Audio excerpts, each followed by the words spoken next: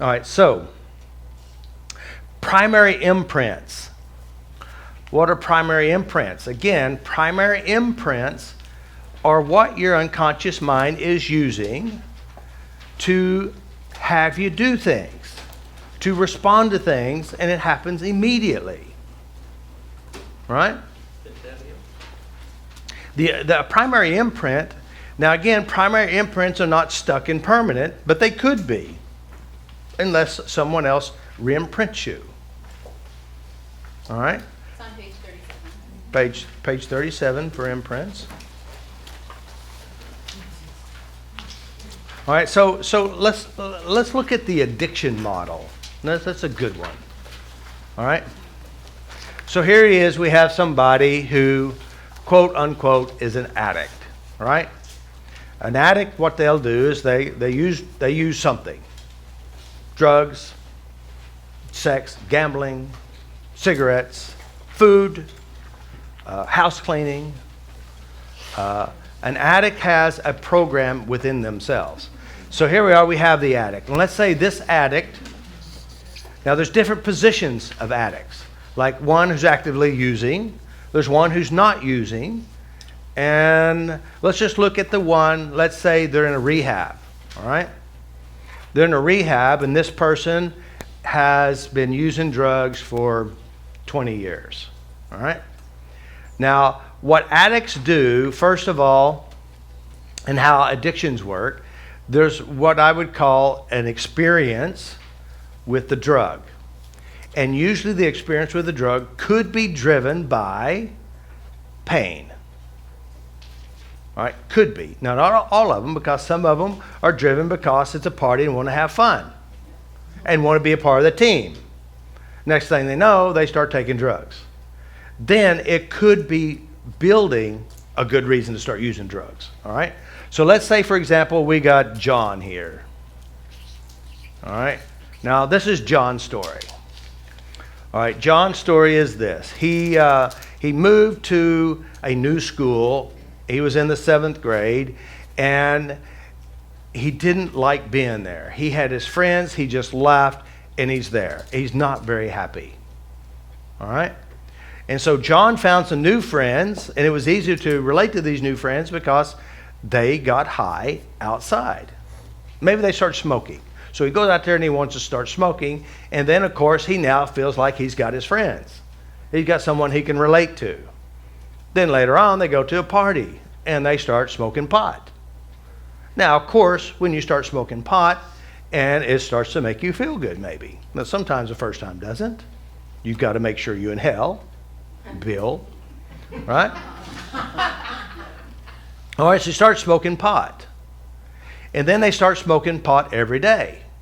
Now, here he's got a new set of friends, and pot makes him feel good. So now here he has his friendship, and he's got acceptance, memories, and he could have many memories sitting here behind this. And then it has the drug. Now, the drug also has what you call benefits. There's pleasures, there's good feelings, and there's a relationship here. Now, by the way, these are all little imprints, all right? Now, also with the drugs, then he starts to hang and smoke and getting high a lot. And the next thing you know, relationship with mom and dad's not so good. There's a lot of problems with school now. He got kicked out, and now he starts hanging with them. Now, he's not feeling so good, but he does feel good when he has his friends and he has his drugs, and it makes him feel good. And then, of course, heroin comes into the play. All right, so now his buddies, and they introduce heroin. He's out in the car, and his buddy is using heroin, and goes, wow, and all this stuff. And, he hadn't been smoking pot for a while. And he goes out there, and he feels really good, and he gets a hit of heroin, and oh, my God, it's like heaven, whatever this is. So now it's feeling really good. But the problem with heroin is it does start to wear out. And the problem with heroin is it starts making you feel really bad. And you don't have any money to buy heroin. You've been stealing and doing all this stuff. Then you start creating problems with heroin. But this heroin fix right here, as well as the cigarettes and as well as the friendship, all of a sudden, now they've got all this really good, pleasurable heroin experience. But then there are also what you call the negative side of heroin. And the negative side of heroin is you're sick, you start stealing from people, you get arrested and all this stuff. But inside of John, he's in rehab, and while he's in rehab, he sees spoons. And of course, you know what heroin addicts use? They use a spoon. All right? And also sees veins. And each time he sees a spoon in a vein, his mind darts over to the memory. And he doesn't dart to the memory of feeling bad. He darts to the memory of the feeling good. And then, of course, with this feeling good, he also has his friends and family buddies. So now here is John. He's got a battle going on inside of himself. And of course, now if John, depends on which rehab he goes, the rehab says, listen, you're heroin addicted is because you have bad genes. You're genetically disposed to be a heroin addict. This is an illness. And unfortunately, with this rehab, they actually give them another drug that makes them high, but it's not heroin. All right? So now here it is. He's still getting high. All right? And so now here it is. It's perpetuating. So now, like some of these individuals who go to some of the drug rehabs, they said, I get higher in rehab than I did when I was out there on the streets. And the crazy thing is, she walked off and left the cabinet open, and I helped myself. All right, so this is how some rehabs are. All right, so let's say John now, he's not in this rehab, he's in a different rehab. Maybe he walked out, and for some real reason, he's not using drugs, but John has all these memories of being high out here in his mind. You know, he's out there in the real world, and he's trying to keep his head straight. But again, he'll drive by some of the old places where he did heroin, and guess what pops in his mind? The memories. Pops into memories. Now he's trying to be strong. He's trying to be strong and not do it.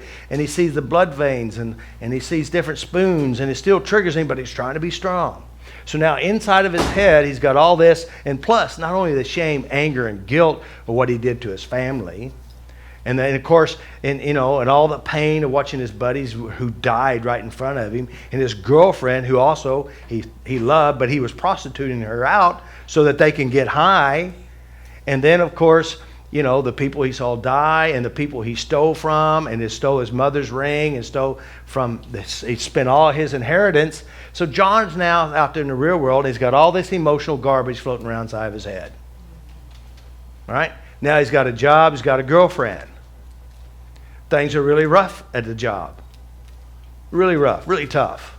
His girlfriend breaks up with him, find out she was cheating with his best friend. John's feeling like crap. Now John knows how to feel good. How does John feel good? In his mind, he has these memories. Inside these memories are really still alive. Now John somehow doesn't remember the pain of withdrawal, the jail, the crying mother, his buddy who is dead and rotting when they walked into the house for days after he had died. He doesn't remember being in the hospital where he OD'd several times. But see, John, in his mind, he has this one imprint. High. All right? So how does John relapse? How does John relapse? What drives relapse? Emotions and memories. Emotions and memories. First of all, John doesn't know how to deal with his pain, does he? All of you, the entire universe, has basically no skills of dealing with your pain and hurt. You know what you do? You try to escape. You feel bad, you'll divert your attention, go eat some cake, you'll go smoke a cigarette, you'll watch TV, porn or sex or internet or Facebook, but you don't know how to deal with the pain because you have no coping skills. So this is what the problem is in what we call the addictive world. Matter of fact, your world, even though you may not be a drug addict. Your pain, your addiction may be anger, feeling alone, being pissed off, escaping somehow, or better yet, just self-torment with depressive ideas. The number one coping skill in the world is to be a avoidaholic or escapeaholic. So, what's the difference that FasterEFT does? What I realize with addiction or with your pain or your rejection, abandonment, and loneliness is that you have to be skilled and talented. That means you've got to have some resources that you will use to produce a production, such as addiction, such as pain and hurt. So what we do with FasterEFT is we go to the drug memories, the relationship, the high feelings, all the good feelings that they have associated, and what we want to do is rewrite the story. Because see, even if John is, say John was just only a cigarette smoker, all right? Now this is how smoking and cigarettes and nicotine works. You smoke the first time, it doesn't taste good. Matter of fact, some people get sick, but they want to be cool, so they continue smoking. Then they figure out they got to inhale. Okay, Bill, inhale the cigarette. You're just trying to look cool. Next thing they know, the nicotine is high in their body. And as the nicotine, after you start smoking, the nicotine starts going down. And the moment it starts going down, your body starts to get anxious, nervous. And then you smoke another cigarette, and all of a sudden, it relaxes you. Now, by the way, it's only relaxing the nicotine. So now your mind is creating what you call an unconscious link. Smoking relaxes me, right? And so you have all these smoking memories, you know, when you wake up with your cup of coffee, on your way to work, right before you eat, after sex, before sex, while you're drinking your beer or your wine, you know, just to get away from people, to hang with people, go talk to them with a cigarette. So you got all these emotional references of cigarettes and relaxation, friendship, and all this stuff.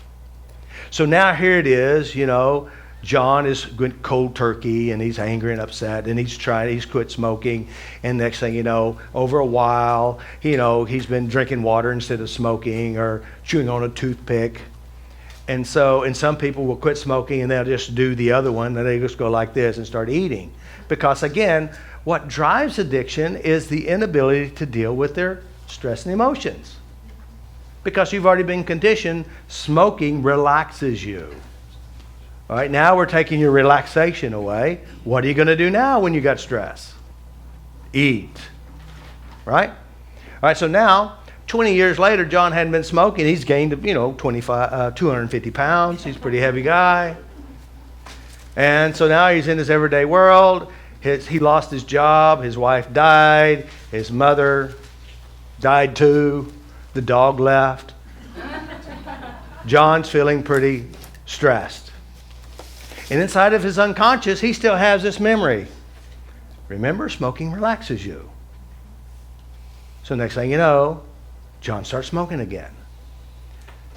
And so he's been conditioned already to think smoking relaxes you. But it only relaxes the addiction. All right? So now you understand how imprints work. You take a gambler. John's a gambler now. John's not feeling so good. He goes, and of course money is a very important part of people's life. He's out there gambling, and he won big. He wants really big, and he feels really excited. And so there's the thrill of getting the win.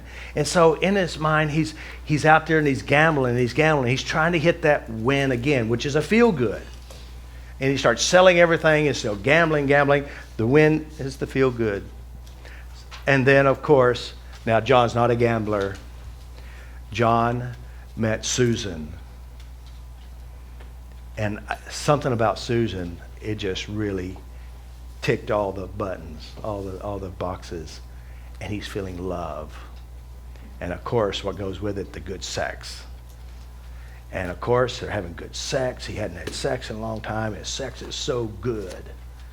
And then all of a sudden, she's not wanting to have sex. And John's trying to do everything to get that sex. And then finally, she'll give him a little bit of sex. And of course, while John, in between the sex points, you know what John's doing inside of his head? He's playing how good that sex was. He's playing how good oh God, it was so good. Come on, give me a little bit. And finally, he gets something. He goes, oh yes. And then she takes it away, and it's a long time. And this is how addictions work. We have inside of our head, we have the wind. And that wind drives us, and we're still trying to reach that good feeling. We're trying to reach that high sex feeling. We're trying to reach the heroin feeling. And we have some kind of amnesia to all the pain that's associated to it. These are all imprints. The imprints drive you. And so what we have done with addiction is we go to all the imprints, and we also elicit the strategy, how they get high, what they do to get high, what are they imagining to get high, what are the feel goods of getting high, and we take all these feel goods and we set them to the side. Because we want to take the high from the heroin, which, what does it make you feel like when you're in heroin? I feel like Superman. I feel like nothing bothers me. There's no pain. I can just do stuff and things don't bother me. Life is good. All right? These are the feel goods. Now we want to take these good feelings and we're going to put it somewhere else, like maybe with your children or doing things like shopping or climbing the mountain, whatever it is that makes you feel good. We're going to move this over here and we say, what's wrong with heroin? What's the bad parts? I saw my friends die. I mean, I woke up and I was sore in all my orifices. I lost my home. My family don't talk to me. My best friend, my girlfriend died and they were killed, and remember the pain of this. Now we're going to set this pain, just set it right here. And what we're going to do is we're going to take the feel goods away from the heroin, and we're going to put the feel goods over here at not shopping. We'll take the feel goods. We take the feel goods of doing things that's actually is beneficial, like surfing, sailing, photography, swimming, anything. Because when they feel bad, what are they going to do? They're going to go to their feel good imprints. But now what we do with heroin is when you see heroin, I don't try not to think about your dead girlfriend. And when you walked in the trailer house, your buddy and the stink. Try not think about how your mother was crying there, knowing that you had stolen her ring and all her money. Try not to think about all the hurt that caused you and the people you stole from and those little kids who are still crying because you stole their Christmas presents. So now here it is, we got heroin, and when they think about heroin, what are they going to think about? They're going to see all the pain, hurt, and misery. And when they don't feel good, where are they going to go? They're going to go over here, and they're going to go surfing, sailing, spending time with their friends and their family, where the real good feelings are. You see, now we're changing imprints. Now here it is, we got the drugs, we got all these different pieces in the friends, because see, they want the same thing, but they want it down here where it's beneficial, like spending time with your children, being connected. But what drives the addiction? The number one driving force behind addiction is pain. I don't want to feel bad, I want to feel good. Every person I've ever worked with addictions, it's the same system. Some people say, I love it. And you know why they love it? Because there's things about their life they don't love. They want to feel better. They have no coping skills of feeling better, and they only use the best thing. They may use chocolate instead. They may use food instead. They may use cigarettes instead. They may use something that doesn't solve the problem. The problem is whatever you're using to escape your imprints with, whatever you're using to escape your pains with, there will be building a new set of problems. Because when you feel bad and you use something to escape your bad feelings, you'll be building new problems, whatever you use to escape. But if John goes inside, it's unfortunately, I've talked to John. John has been into 9 rehabs. 9 rehabs. And I asked John, has any of these rehabs ever changed a bad memory? Unanimously, no. Has anybody ever helped you change this relationship you have with drugs? No. Has any of them showed you how to change a bad memory, a bad feeling, or your relationship with drugs? And unanimously, every one of them says no. And by the way, if you go to rehab and you're listening to people talk about how drugs have screwed your whole life up and the stress and anxiety is high, what do you think while you're sitting there?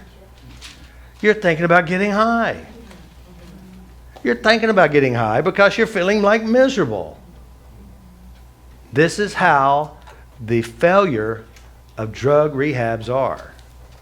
If you cannot change the problem, which is memories and imprints, You'll always have the problem, and you're right, it is a disease. It's a disease of stupidity. Because you cannot change the problem going to the wrong place. And you know why we say it's a disease? Because we don't know how to change it. That's the only reason. So if you know how to change inner resources, change the memory, change the mind. By the way, you know, we do in Habilitat, and when we do the drug stuff, we have them pretend. Say, take a deep breath, close your eyes. Go back and remember getting high. Pretend as if you're really there. 0 to 10, how strong is that high feeling inside you? Just by sitting there with me, they create the high feeling. 0 to 10, a lot of them, 7, 8, 9, 10. I said, I want you to pretend as if you got the drug in front of you, and I want you to do whatever you do to get high. Physically act out as if it's really here. 0 to 10, how strong? Some people are crying. Some people are sweating. Some people from 0 to 10. I pull back on the table. It looks like drugs. It's no drugs, but it looks real. And you know what the response is? It's big. Some shake, some cry, some tremble because it's there. I always ask. I said, you're free to go. You're out there on the streets. You're in your neighborhood, your communities. The worst day of your life. You just found out your whole family was killed. They're dead. You lost your job. You don't have a home anymore. You're walking the streets. It's your birthday. A guy pulls up in the truck. In the back of this truck is a lifetime supply of all the drugs you could ever sell and use. There's too much. There's no catch. There's not one catch at all. The keys and title are handed to you. Do you take it? And you know what they say? No. Yes. Oh. Yes. And the ones who said no, they were lying. Because they're trying to be tough mentally. But if inside you are driven by hurt and pain and misery, and you have the only escape, which is drugs, what are you going to do? You're successfully an addict. You've been practicing your entire life. Your family did it and everyone else did it, but you've got to do something different. And that is know how to change your mind. Know how to change your emotions and know how to change your relationship. And if you can do that, you can create anything in your life. And you have. And you will. This is how imprints work. This is how addiction works. This is how your pain works. This is how your problems work. The only way out of the mess is going inside your own head. Go inside your head, change the memories that hurt you. Go inside your head and put things in its proper place. Heroin, drugs, only takes you to a bad place after the party's over. And it's a short party. It only lasts for a little bit. And then it starts kicking in. And so some people are married to this relationship called the high. When addicts think about drugs, they don't think about the bad things. Because they know what's bad, but they don't see that in their mind. You know what they are? They're in a trance, and they're right there getting high, and they can't wait. They start romancing what it feels like, and start looking for it, and they start playing in their mind. They're in a rehab. They're in a rehab trying to clean their head up. They hadn't been using drugs in 10 years or 5 years or 6 months. But every night they lay in bed, and they play the time they got high. Every night. That's called emotional suicide. That's called planning the next screw up. But see, they don't know how to change their minds, and they go to treatment centers who don't know how to change it either.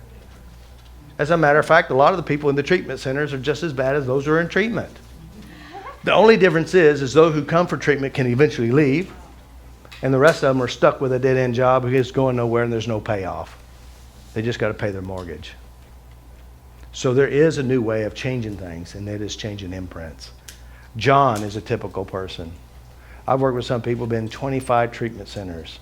They never changed the real cause, but when they sat in my office and we did sessions on them, they didn't know that rape at 12 years old that caused all the pain. At 12 years old, they were drunk, they got raped, they couldn't deal with the pain, they couldn't tell their dad because their dad would kill whoever it was, and so they let this eat at them. Their school went down, their sports went down, and they started trying to find people to hang with who did the same thing. That's how it escalated and continued to snowball into a big mess.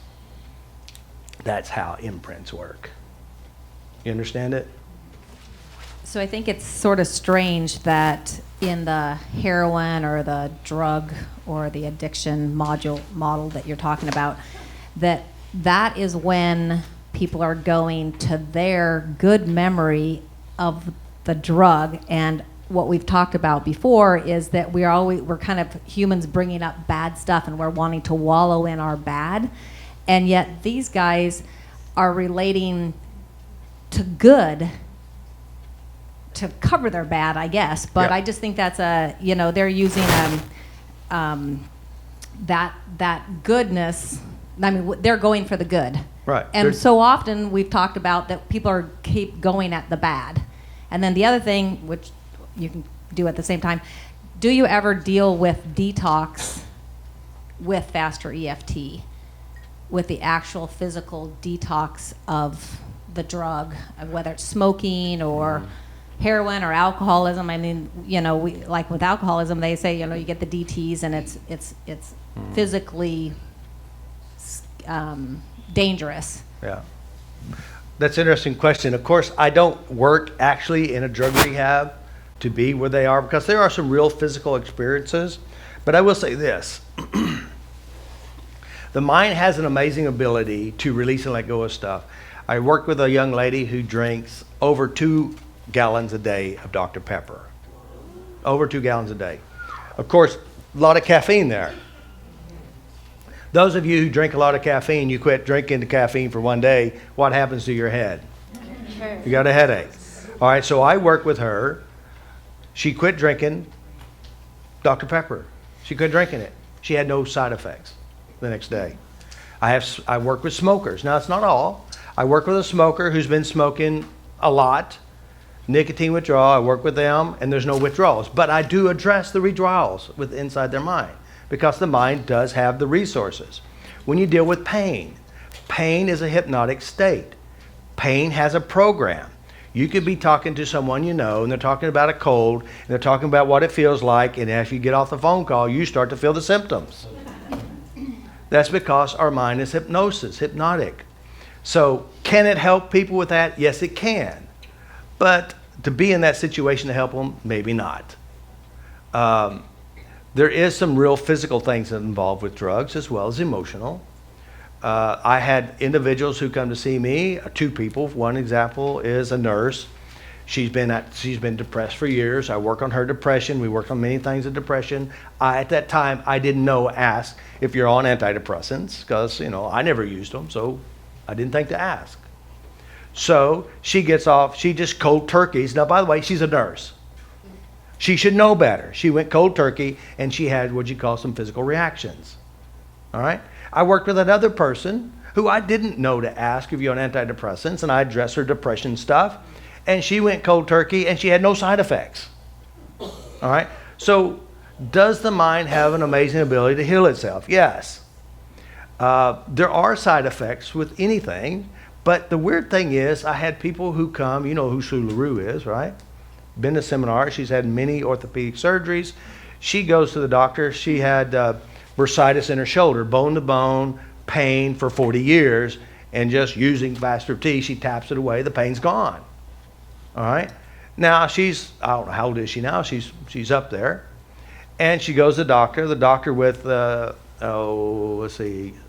ultrasound, and he's looking at her joints. He goes, how much medication are you taking for all the pain? She says, I don't take anything. And he looks at her and says, how do you deal with it? I said, I just tap. He said, it's bone to bone. Why aren't you in pain? And of course, when you're up in your years, by that time, they've got you on a lot of stuff. And for years, she was on blood pressure medication. She's trying to get off. She uses her tapping, and her blood pressure is normal without the drug medication, because she's addressing her emotional issues. The mind has an amazing ability to heal itself. Doctors have seen it. Scientific research has shown it. It's called the placebo effect, that people are healing with sugar, fake operations. And it's not the sugar, it's not the fake operation, it's the power of the unconscious mind creating physical, emotional changes. So we all operate from imprint to imprint to imprint, and these imprints are codes of actions recorded from our past, and it drives a behavior. So if we have somebody who come to rehab, and let's say they come to rehab and they made it through. They suffered, endured, they kept their mind busy. So another thing what addicts do, by the way, escapaholics, that's everyone, you just stay busy. And somebody said, when I was younger, I didn't have any problems. I said, because you were busy. You didn't have time. The older you get, the slower life gets. And guess what happens? The stuff in your head starts to work itself out. Then you start looking at your stuff. This is a normal thing. So when you're busy, it's easy not to have a problem because you're not thinking. And when you're in a drug rehab and there's no drugs there, it's easy not to be addicted because you don't see it. But addicts are people who have problems. It only shows up when they can't deal with their problems. She said for 2 years after I graduated from Habilitat, I didn't think about drugs. Drugs was never on my mind. I just living my life and enjoying my life. But when I found out my husband was cheating on me and broke up with him, and then I found a boyfriend, he cheated on me too, all of a sudden, I became an addict again. What was going on? Was it the gene kicked in, or was it the inability to deal with their emotions? And they're just trying to feel better. That's what addicts do. They want to feel better, and they have an imprint.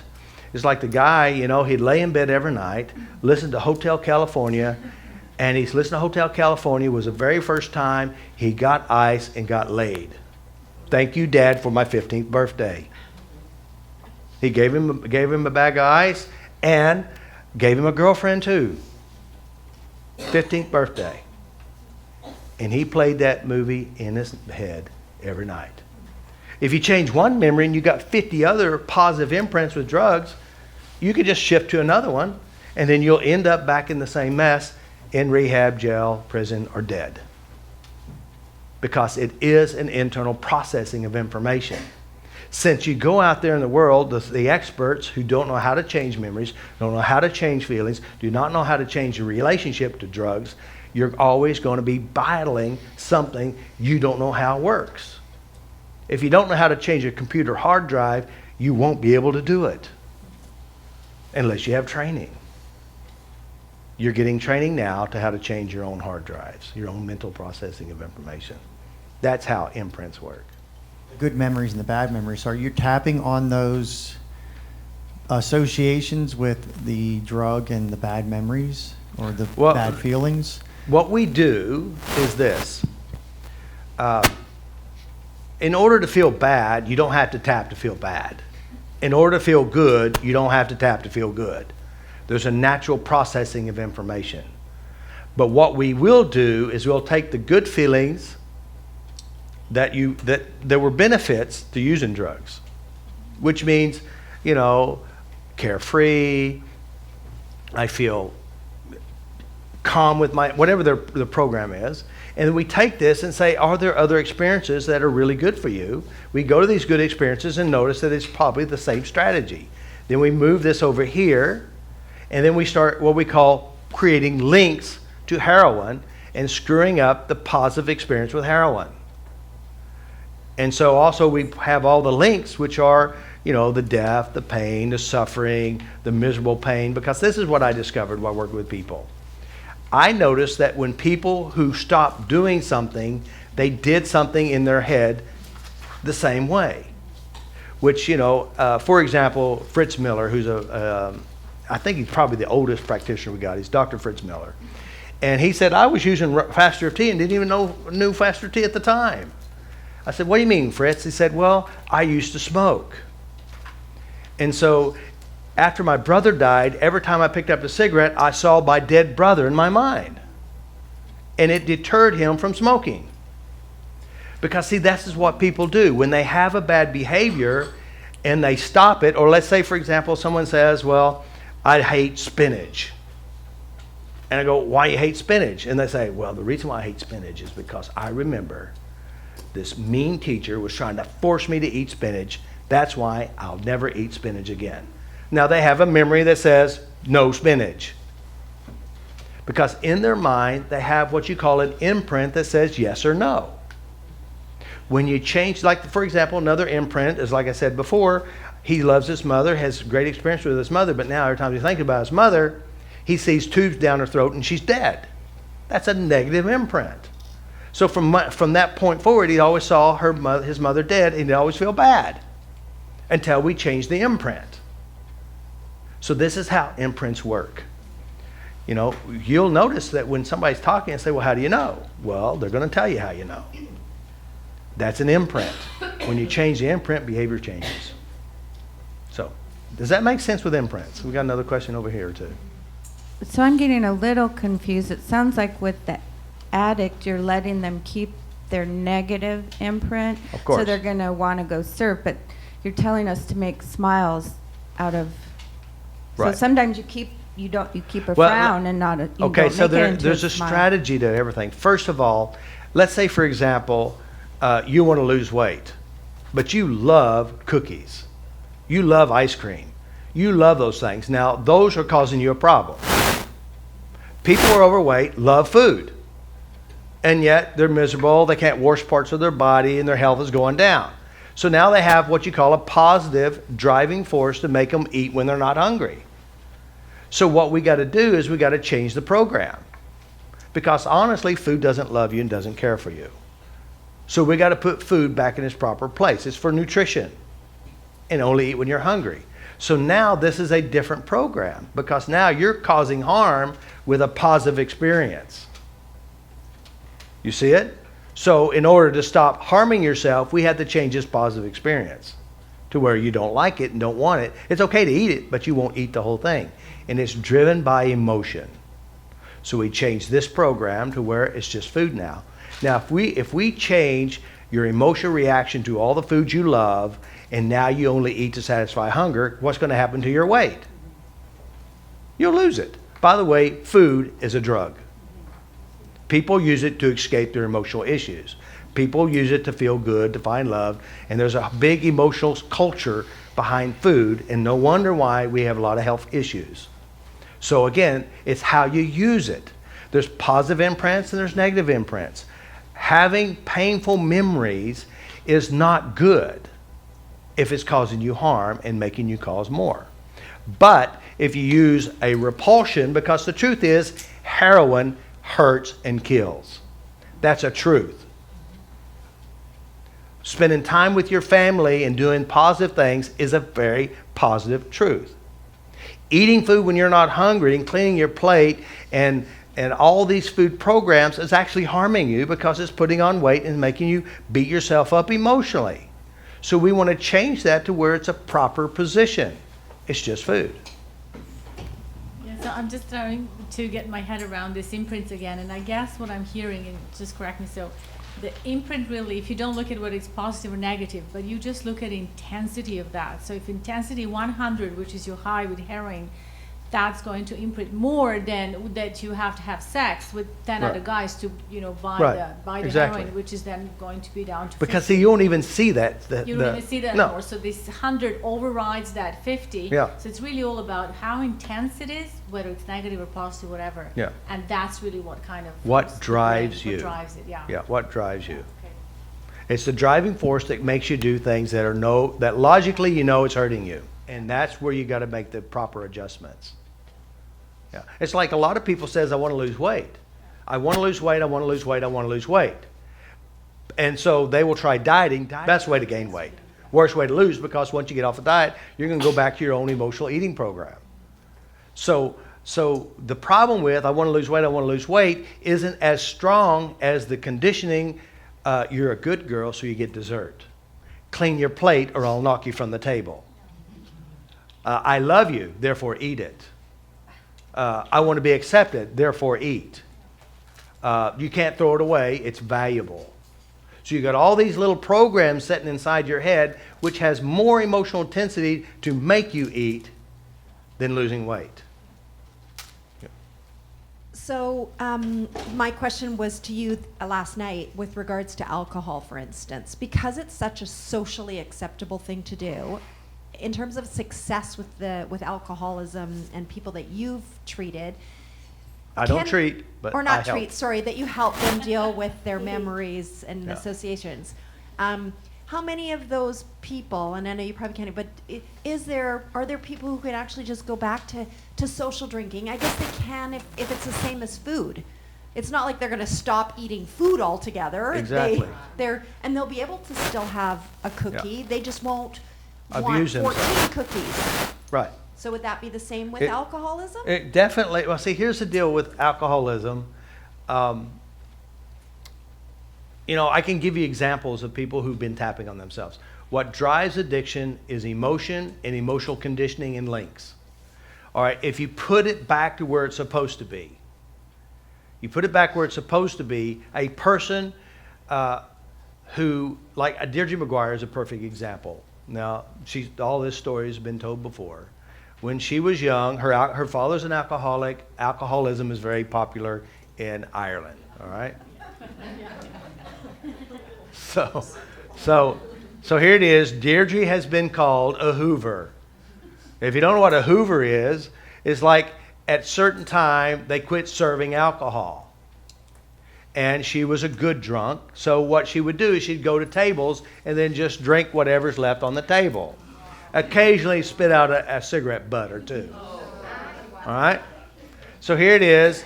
And her story is that she would work all week, and on Friday night she'd go get drunk, and she'd have a hangover the next day. She'd go to work, she'd go get drunk, and then do it again, hangover the next day, and lay in bed all day. All right? Now, she enjoys a glass of wine. Now, used to, when she would drink wine, she would drink the whole bottle. But since she's tapped on herself, one glass is enough. She says, I even don't want the second glass, and it's not that I'm trying not to drink the second glass. The second glass, unconsciously, is not appealing. So there can be a balance. But if you're a part of a system and you did not clean the emotional references inside your head with your drugs, with your alcohol, with your smoking, and these memories are still floating around in the background of your head, and you haven't cleaned those, then what's going to happen is you will have a tendency to abuse yourself again. So it goes back to clearing out the unconscious programming to where you don't need it. It's okay, it's a compliment, but it's not like a coping skill. It's not escapism, it's not avoidism. So again, it can be put to where it's just food. It's just alcohol. My value doesn't come from it, and I don't need it for anything else other than just enjoy the flavor of it. That's it. That's the difference. Now again, let me remind you, if you don't change the unconscious imprints and the emotional ties with the drugs or alcohol, your unconscious mind will say, you're feeling bad, you're feeling miserable. It's going to go, I got you feel good. I got you feel good. Then you start romancing in your head. Next thing you know, you're selling parts of your body to get more of it. And that's where the problem is. And since most systems out there do not know how to change memories and change the emotions and change the links to the drug, you'll always be a battle. Always. Because they're not changing the cause, which is internal representation. By the way, it's all imprints. You've been told that you're imprinted the first 7 years of your life. You discovered today it's not true. You're imprinted your entire life. And you got to be able to change your own personal imprints, or else you'll be a trance monkey in a bad way. Sound good? That's good stuff? I figured that one out yesterday. That's pretty exciting right there, isn't it? That's how relapse happens. That's how addictions happen. That's how imprints happen. If you don't change your imprints, you're going to be something. Quick question about the addiction. Say the example you gave with the heroin, taking away the positive association with the heroin, putting it to things that are Something beneficial. Yeah, something beneficial. Then say that person moves on, they don't want heroin anymore, but they still have this negative link, or they have this negative link to heroin. Mm-hmm. And what if they start getting triggered by things, and every time just little things remind them of heroin, remind them of their dead friend and all these bad experiences? Is it then safe to go in and change those memories? Well, let me explain. In order to stop a behavior, you got to have a reason to stop. heroin addicts, before memories are changed, it doesn't matter heroin or any drug, they have a positive feel good. Like for example, if you were to do something and it hurt you and you didn't like the hurt, will you want to do it again? No. That's the whole purpose of leaving heroin in its position. Heroin will sell your soul too cheap. Heroin will see people die and hurt. So whenever anybody shows up with heroin, you know what's going to happen at the unconscious level? They're going to get the hell out of Dodge. And their program says no. Matter of fact, you all have a similar program with certain things. And you know why you have it? Because you have an unconscious imprint that says, no thank you. Been there, done that, got the tattoo, I'm out of here. Because you're wiser. And that's the key. Yeah. I thought it was very interesting, just the idea that, because it does get a little confusing with, we want to support this negative concept in association with this, but I feel like it's more of in like philosophy where, you know, the negative of this sentence, you know, like the positive is stronger than the negative, being that, you know, family time is more valuable than, you know, the drugs, but then you're also the exact same time saying that the negatives is stronger than the positives, saying that the overdose is the pain of it. Is stronger than the high feeling, like, you know, so it's both you're doing, you know, this negative part of it, but you're also doing the positive part. So it's not just, it's definitely, it's giving a new program. If you feel bad, what are you going to do? You're going to go to the positive right here. You're going to just go right here. Before, a typical escapaholic, they'll just go to their problem. So now we got the feel-goods right here, which, by the way, the feel-goods are positive. There's only positive benefits. It means spending time with family, surfing, sailing, reading a book, going to the beach, something that will cause no negative harm. And also learn how to release the traumas that's going on in their life. Now, here's what I did in the past, which is a big mistake. You go to heroin and you tap out all the pain around heroin, all the negative stuff around heroin. Guess what heroin becomes? Totally neutral. Which totally neutral has no driving force behind it. So it said, well, you know, I don't have any negative associations, so why not? Then they could go right back. So anybody who's ever changed a behavior, they had an unconscious imprint that gave them a good reason to stop. That's the important part. Again, bad memories, we change all bad memories, but you have to realize some bad memories are used in a beneficial way. And it just makes sense. And see, the bad memories, and when we say bad memories, logically, if you know that heroin you sold your child, you sold yourself, you stole and hurt people, is that really a bad memory, or is it just say, you know what, that was really stupid? And you leave the emotional intensity there, you just learn from it. So it's not a bad memory, it's a good, painful memory. It's a memory that says, don't go there again. I've learned my lesson, got the tattoo, I'm moving on. You wouldn't want to tap out putting your hand on a hot stove. It's dangerous and hurtful. Yeah, but there is a smart part about you. But here's the key, you got to get all resources. All resources. Does that make good sense for you? So those of you, if you want to really go out there and make a lot of money and help people, weight loss is it. But you got to understand the system of drugs. Food is a drug and coping skills. That's the real key. And we also use a lot of things to help. We use aromatherapy to help people to get off drugs. We use a lot of different things that really does work.